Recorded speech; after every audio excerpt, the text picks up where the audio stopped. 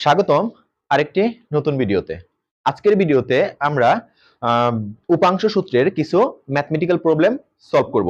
আগের ভিডিওতে আমরা উপাংশ সূত্র নিয়ে বিস্তারিত আলোচনা করছি, উপাংশ সূত্র কিভাবে আসছে এবং এটা বলতে কি বোঝায় এভরিথিং ডিটেইলস আলোচনা করা হয়েছে। যারা আগের ভিডিওটা দেখো নাই তারা অবশ্যই প্লেলিস্টে গিয়ে আগের ভিডিওটা দেখে আসবে, তারপর এটা করবে। আজকে আমরা ম্যাথমেটিক্যাল প্রবলেমগুলো সলভ করব। তো ম্যাথমেটিক্যাল প্রবলেম সলভে যাওয়ার আগে খুবই গুরুত্বপূর্ণ একটি বিষয়, যারা এখনো আমাদের অভিস ফিজিক্স ওয়ার্ল্ড ইউটিউব চ্যানেলটি সাবস্ক্রাইব করো নাই তারা অবশ্যই ইউটিউব চ্যানেলটি সাবস্ক্রাইব করে রাখবে। সেই ক্ষেত্রে তোমার পাশে থেকে বেল আইকনটি প্রেস করে রাখবে, যাতে করে যে কোনো আপডেট তোমার কাছে আমার সবার আগে চলে যায়। তো যাই হোক, আর কথা বলবো না, শুরু করতেছি আজকের ক্লাস। আমি দেখো বোর্ডে একটা অঙ্ক লিখে রাখছি, এটা খুবই সহজ একটা ম্যাথ। এখানে বলা হয়েছে যে কোনো বস্তুকে 10 নিউটন বলে দক্ষিণ দিকের সাথে 30 ডিগ্রি কোণে পশ্চিম দিকে টানা হলে বলের দক্ষিণ ও পশ্চিমমুখী উপাংশ কত। তো আমি একটু চিত্রটা ড্র করে নেই। আমরা কিন্তু সবাই জানি মোটামুটি, দেখো যে আমাদের চিত্রের উপরের দিক হচ্ছে উত্তর, এটা হচ্ছে উত্তর দিক, এটা হচ্ছে দক্ষিণ দিক, এটা হচ্ছে পশ্চিম দিক, আর এটা হচ্ছে পূর্ব দিক। এইটা হচ্ছে চারটা দিক, ঠিক আছে? এই চারটা দিকের মধ্যে আমাকে কি বলা হয়েছে, দেখো কোনো বস্তুকে 10 নিউটন বলে দক্ষিণ দিকের সাথে, অর্থাৎ বস্তুটা আমাকে এই দিকে টানা হয়েছে, বস্তুটা এই দক্ষিণ দিকের সাথে এই অ্যাঙ্গেলটা 30 ডিগ্রি কোণে, এই অ্যাঙ্গেলটা হচ্ছে আমার 30 ডিগ্রি, এই অ্যাঙ্গেলটা। ওকে, সো দক্ষিণ দিকের সাথে 30 ডিগ্রি কোণে পশ্চিম দিকে টানা হলে বলের দক্ষিণ, এই যে বলের দক্ষিণ মুখী ও পশ্চিমমুখী এই উপাংশ দুটা বের করতে বলছে।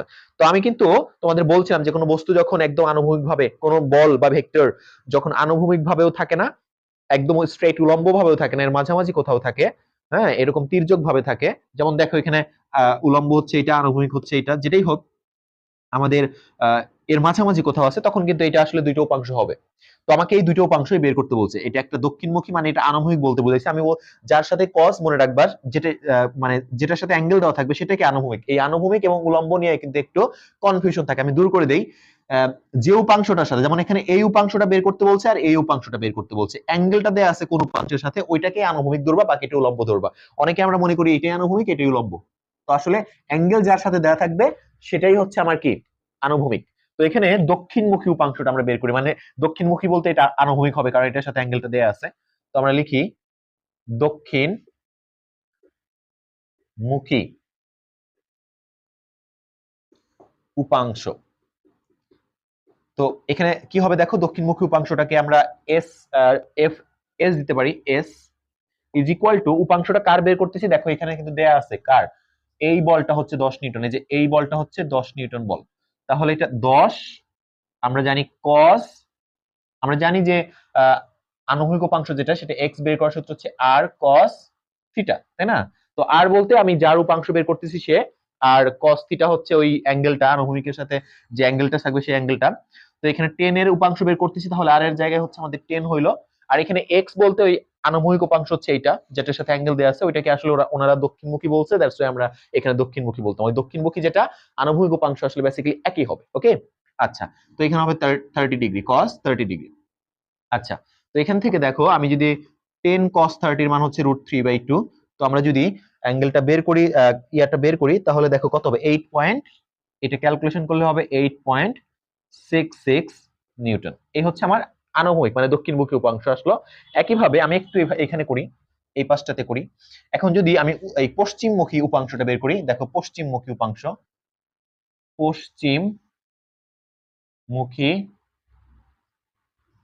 উপাংশ সেটা হচ্ছে F W is equal to 10 sine 30 degree. এটা হচ্ছে হাফ, আমরা জানি সাইন ডিগ্রি হাফ, তাহলে 10 into half, that will be 5 Newton. এই হচ্ছে আমাদের এই একটা আনসার এই প্রশ্নের, এবং এই আরেকটা আনসার। আশা করি ক্লিয়ার, খুবই সহজ একটা ম্যাথ ছিল এটা। আমরা চলে আসছি দ্বিতীয় প্রশ্নে। আমি প্রশ্নটা বোর্ডে লিখে রাখছি, দেখো এখানে যে একটি জাহাজ পূর্ব উত্তর দিকে 60 ডিগ্রি কোণে 130 কিলোমিটার দূরত্ব অতিক্রম করে। জাহাজটি যাত্রা বিন্দু হতে কত দূর উত্তর ও কত দূর পূর্ব দিকে গেল। তো এটাও কিন্তু আমাকে উপাংশের বিষয়টাই বলছে। দেখো আমরা যদি একটু চিত্র আঁকাই, এখানে বলছে একটি জাহাজ পূর্ব উত্তর দিকে। তো আমরা আগেই বলছি যে একটা আমি যখন চিত্র আঁকবো তখন উপরের দিক হবে হচ্ছে উত্তর, এটা হবে উত্তর, এটা হবে দক্ষিণ, এটা হবে পশ্চিম, এবং এটা হবে পূর্ব। তো আমাকে বলছে যে একটি জাহাজ পূর্ব উত্তর দিকে 60 ডিগ্রি কোণে, পূর্ব উত্তর দিকে, ঠিক আছে, পূর্ব উত্তর দিকে মানে এইখানে পূর্ব, এবং পূর্বটা আগে দেখো, পূর্ব উত্তর দিকে আমাকে 60 ডিগ্রি কোণের কথা বলছে।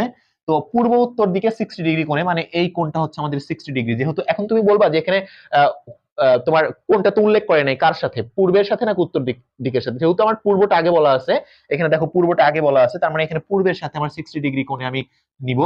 এই যে এটা হচ্ছে আমার 130 কিলোমিটার দূরত্ব, এটা অতিক্রম করে এখানে আসছে মনে করো। এখন এই দ্রুত অতিক্রম করে জাহাজটি যাত্রা বিন্দু হতে, মানে এইখান থেকে, এটা হচ্ছে যাত্রা বিন্দু, এই যাত্রা বিন্দু হতে কত দূরে উত্তর দিকে, কত দূরে উত্তর দিকে, উত্তর দিকে গেছে, এবং কত দূরে পূর্ব দিকে। দেখো এখানে এই যে এইটুকু গেছে পূর্ব দিকে, আর এইটুকু আসছে হচ্ছে তোমার হলো উত্তর দিকে। তো এই দুইটা উপাংশ আমাকে বের করতে বলছে এখানে। তো অ্যাজ ইউজুয়াল আমরা যেহেতু অ্যাঙ্গেল আছে এই পূর্ব দিকের সাথে, তাহলে পূর্ব দিকটাকে আমি আনুভূমিক ধরে নিব। তার মানে পূর্ব দিকে, আমরা আগে পূর্ব দিকেরটা বের করি, যে পূর্ব দিকে অতিক্রান্ত দূরত্ব, অতিক্রান্ত দূরত্ব, সেটা কি, পূর্ব দিকে অতিক্রান্ত দূরত্বটাকে আমরা কি বলবো, এক্স বলতে পারি, বা এটা এক্স বলি যেহেতু এটা আনুভূমিক উপাংশ। তো এক্স ইজ ইকুয়াল টু আমার কি হবে, যে আর কস থিটা হচ্ছে আমাদের সূত্র, তো আর হচ্ছে 130, এটার উপাংশ আমরা বের করতেছি, 130 কস কত হবে 60 ডিগ্রি। এখানে কিন্তু আমাদের অ্যান্সারটা কত আসবে দেখো, যদি ক্যালকুলেশন করো, ক্যালকুলেশন করলে আনসার আসবে হচ্ছে 65 ডিগ্রি, ঠিক আছে, এটা হাফ হয়ে যাবে। তো এটা হচ্ছে 65 ডিগ্রি না, সরি, কিলোমিটার। এই একটা আনসার আমরা পেলাম। একইভাবে যদি আমরা উত্তর দিকের উপাংশটা বের করি, সেই ক্ষেত্রে আমাদের হবে, দেখো উত্তর পূর্ব উত্তর দিকে, উত্তর দিকে অতিক্রান্ত দূরত্ব, অতিক্রান্ত দূরত্ব সেটা কত হবে, ওয়াই ধরবো আমি ওইটাকে, ওয়াই ইকুয়াল টু তাহলে 130 ইন্টু সাইন 60 ডিগ্রি। এইটা কত হবে দেখো, এই ভ্যালুটা হবে হচ্ছে তোমার হলো 112.6, 112.6 কিলোমিটার। এটা হচ্ছে আমাদের আনসার। তো এই হচ্ছে কিন্তু আমাদের এই প্রশ্নের দুইটা উপাংশ আমরা পেয়ে গেলাম। আমরা তৃতীয় প্রশ্নে চলে আসছি। দেখো প্রশ্নটা আমি আবার লিখে রাখছি এখানে, দেখো তৃতীয় প্রশ্নটা বলছে যে দিক রাশি এ ভেক্টর এর দুইটি উপাংশ হচ্ছে এক্স একটা, মানে আনুভূমিক উপাংশ যেটা 6 ভ্যালু দেয়া আছে, আর হচ্ছে এ ওয়াই যেটা উলম্ব উপাংশ সেটা হচ্ছে 8 দেয়া আছে। বলছে এক্স অক্ষের সাথে দিক রাশিটি কত ডিগ্রি কোণ উৎপন্ন করে। তো আমি দেখো একটু একটু যদি চিত্র এঁকে দেখাই তোমাদের, এটাও কিন্তু জাস্ট এরকমই, সব ম্যাথগুলো কিন্তু এখানে মানে লম্ব উপাংশের ম্যাথ। তো এই যে এটাকে যদি আমরা এঁকে ফেলি, তো আমার এক্স এক্স এর ভ্যালু দেয়া আছে কত, এই এক্স এর ভ্যালু, এই দিকের যে এক্স এর ভ্যালু এটা দেয়া আছে 6, আর এই দিকের ভ্যালুটা দেয়া আছে কত, এই দিকের ভ্যালুটা দেয়া আছে 8। তার মানে আমার এইরকম কোথাও হবে, এরকম কোথাও আমার আমার এ ভেক্টরটা হবে, এই এ ভেক্টরটা হবে এরকম কোথাও, এবং এই হচ্ছে আমার এক্স অক্ষের সাথে উৎপন্ন কোণ। তো আমি যদি আনুভূমিক উপাংশের সূত্র অনুযায়ী লিখি যে এক্স ইজ ইকুয়াল টু কি, এক্স ইজ ইকুয়াল টু আমরা সূত্র জানি যে আর কস থিটা, তার মানে আর হচ্ছে এখানে তোমার হলো এই এটা ওর উপাংশ না, এ এ এইটা হচ্ছে তার উপাংশ, তাহলে এ এর মান, এই এ ভেক্টরটার মান এ এ cos থিটা, এবং এই এক্স এর মান কিন্তু দেখো আনুভূমিক উপাংশের মান হচ্ছে 6। এটা এক নম্বর ইকুয়েশন দিলাম। এবং আবার আবার আমি কি লিখতে পারি দেখো, যে 8 মানে যে ওয়াই, এই 8 is equal to A sin theta, এটা হচ্ছে আমার 2 নাম্বার ইকুয়েশন। তাহলে তোমার হচ্ছে যে 2 ভাগ হচ্ছে আমার 1, দিস ইমপ্লাইজ টু, এটা কত হবে দেখো, 8 ভাগ 6 is equal to A sin theta, A sin theta divided by A cos theta. এখান থেকে এ কেটে দিলাম, তাহলে এখানে sin theta by cos theta হবে tan থিটা, এখানে 8/6। দেখো এটা যদি আমরা একটু ক্যালকুলেশন করি তাহলে কত হচ্ছে আমাদের, এখান থেকে থিটা ইজ ইকুয়াল টু, এখান থেকে থিটা ইজ ইকুয়াল টু হবে হচ্ছে আমার tan ইনভার্স 8/6, এবং এই অ্যাঙ্গেলটা যদি আমরা ক্যালকুলেশন করে ফেলি তাহলে হবে হচ্ছে তোমার 53.13 degree. This is the answer. বন্ধুরা চলে আসছে 4 নম্বর প্রশ্নে। দেখো এই প্রশ্নে কি বলছে যে ও এ বি সি একটি সামান্তরিক, এর সন্নিহিত বাহু দ্বয় ও এ এবং ও সি কর্ণ ও বি এর সাথে যথাক্রমে 30 ডিগ্রি এবং 40 ডিগ্রি কোণ উৎপন্ন করে। কর্ণের দৈর্ঘ্য 20 সেন্টিমিটার হলে ওএ এবং ওসি এর মান নির্ণয় করো। আমি আবার চিত্র রেখে দেখাচ্ছি। দেখো, এটা হচ্ছে আমার একটা সামান্তরিক, এটা হচ্ছে আমাদের কর্ণ, এটা ও, এটা এ, এটা আমার বি এবং এটা সি। দেখো, ও যেহেতু কর্ণ বলছে ওবি, তার মানে বিটা এখানে হবে। এখন এই অ্যাঙ্গেলটা দেয়া আছে 30 ডিগ্রি এবং এই অ্যাঙ্গেলটা দেয়া আছে 40 ডিগ্রি, ঠিক আছে? এবং এই যে ইয়াটা, এটা দেয়া আছে কত, 20 সেন্টিমিটার দেয়া আছে, এটা এটা দেয়া আছে 20 সেন্টিমিটার। এখন আমাকে বলছে যে ওএ এবং ওসি এর মানটা বের করো। দেখো, এটা কিন্তু লম্ব উপাংশ নয়। আমি আগের ভিডিওতে, যেটা সূত্রের ভিডিওতে দেখাইছিলাম তোমাদের, যে লম্ব উপাংশ না হইলে, লম্ব উপাংশের সূত্র হচ্ছে এটা x = r। লম্ব উপাংশ দুটো হয়, একটা আনুভূমিক উপাংশ, একটা উলম্ব উপাংশ হয়। বাট যদি এবং সেটা বের করার সূত্র হচ্ছে x = r cos θ আনুভূমিকটা, এবং উলম্ব উপাংশ বের করার সূত্র হচ্ছে r sin θ। বাট এটা কিন্তু তোমার লম্ব উপাংশ না। কেমনে বুঝছি আমরা?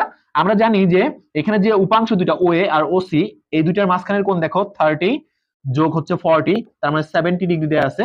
90 কিন্তু না, আমরা জানি অবশ্যই এই দুইটা কোণের সমষ্টি 90 ডিগ্রি হইলে সে আমরা লম্ব উপাংশ বলবো, আদারওয়াইজ লম্ব উপাংশ বলা যাবে না। তার মানে এটা লম্ব উপাংশ না, এটা নরমাল উপাংশ। এই নরমাল উপাংশের যে আনুভূমিক উপাংশ, এখানে কিন্তু আমরা এটাকে আনুভূমিক, যে কোনো একটা আনুভূমিক ধরতে পারি, কোনো প্রবলেম নাই। মানে ওএ যেটা বের করবো আমরা, মানে নরমাল উপাংশের ক্ষেত্রে তো আনুভূমিক উলম্ব হয় না। তো এই উপাংশটা যখন বের করবো, ওএ মনে করো ওএ, এই ওএ বের করার সূত্র হবে, আমরা যেটা বলছিলাম তোমাদের, যে যখন আমি ওএ বের করব তখন অ্যাঙ্গেল নিব, এখানে কার উপাংশ বের করতেছি, মানে এই যে এটা সূত্র ছিল আর সাইন, এইখানে যখন ওএ বের করব তখন অ্যাঙ্গেল নিতে হবে এটার সাথে, আর নিচে হচ্ছে দুইটা অ্যাঙ্গেলের সমষ্টি কিন্তু নিব আমরা, ঠিক আছে? এবং ও সি যখন বের করব তখন একই ভাবে আর, আর হচ্ছে যার উপাংশ বের করব সে, এবং সাইন, যেহেতু আমি ওসি বের করতেছি, এইটা মানে ও এর সাথে অ্যাঙ্গেলটা নিব, যখন একটা বের করব অপরটার সাথে অ্যাঙ্গেল নিব, তার মানে এটা হবে 30, আর নিচে কিন্তু আমাদের কি সাইন 30 যোগ 40 এরকম কোণ ছিল। তো এখানে আর হচ্ছে আমাদের 20 হবে, কারণ আমরা 20 এর উপাংশটাই বের করতেছি। এখানে বলে দিছি, দেখো যে কর্ণটা, এই কর্ণ তোমার হচ্ছে কর্ণ, এই যে উৎপন্ন করে, এবং এই কর্ণের দৈর্ঘ্যটা হচ্ছে আমাদের 20 দেয়া আছে। তার মানে কর্ণের উপাংশই তো ওএ আর ওবি। এটা কিন্তু আমরা সূত্র যারা দেখে আসবে তারা কিন্তু খুব সহজে বুঝতে পারবে। সূত্রটা অবশ্যই একটু দেখে নিবা, তারপর এই ক্লাসটা করবা। তো আমরা বের করে ফেলি। দেখো, ওএ ইজ ইকুয়াল টু, তাহলে আমাদের কি হবে, আর আর মানে হচ্ছে 20, তো 20 সাইন এবং 40 ডিগ্রি, তারপরে হচ্ছে এখানে হচ্ছে আমাদের সাইন, এখানে 30 যোগ 40 মানে 70। তো এটা যদি ক্যালকুলেশন করা হয়, দেখো ক্যালকুলেশন করলে আমাদের রেজাল্ট আসবে হচ্ছে তোমার 13.68, 13.68 আমি করে রাখছিলাম, দ্যাটস ওয়াই তাড়াতাড়ি মানে অ্যানসার গুলো বলে দিতে পারতেছি। তোমরা একটু ক্যালকুলেশন করে দেখো, হ্যাঁ, যে আমার কোনো মিস্টেক আছে কিনা। যদি মিস্টেক হয় তাহলে কমেন্টে জানাই দিও।